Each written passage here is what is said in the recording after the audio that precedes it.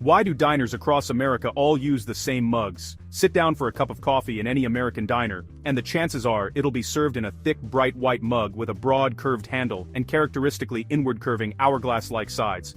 These iconic white mugs are a quintessential element of modern Americana, unfortunately making them one of the most stolen items from restaurants and diners across the country. But where did this unique design come from? And why does practically every diner in the United States serve the same one?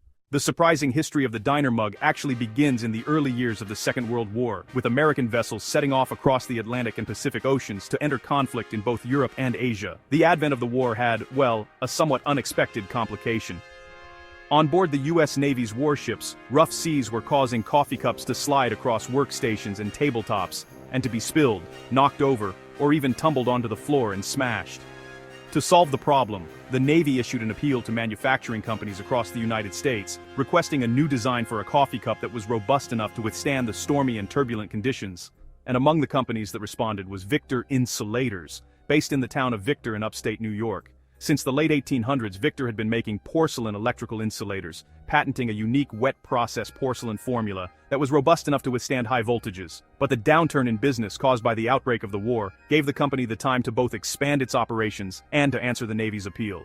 Victor designed a thick, sturdy, new coffee mug, originally without a handle, making sure that if the mug were to fall on its side, there was no danger of the handle breaking off, made out of their especially durable, bright white porcelain. It was honestly an immediate success. The thick porcelain made a weighty mug that proved unlikely to be knocked or tumbled over, while its natural capacity as an insulator kept the contents of the mug hot for quite a considerable time.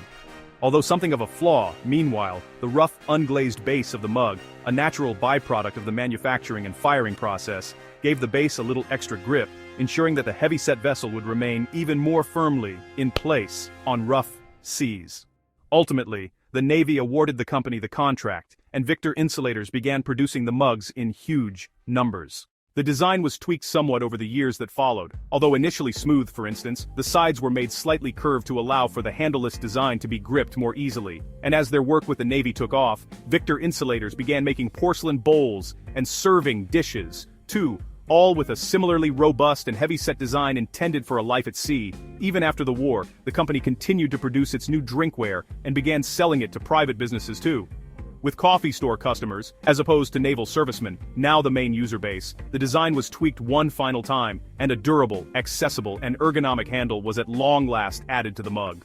This simple yet sturdy design proved just as big a success among cafes and eateries as it had with the Navy, and before long, Victor was selling their mugs to diners nationwide.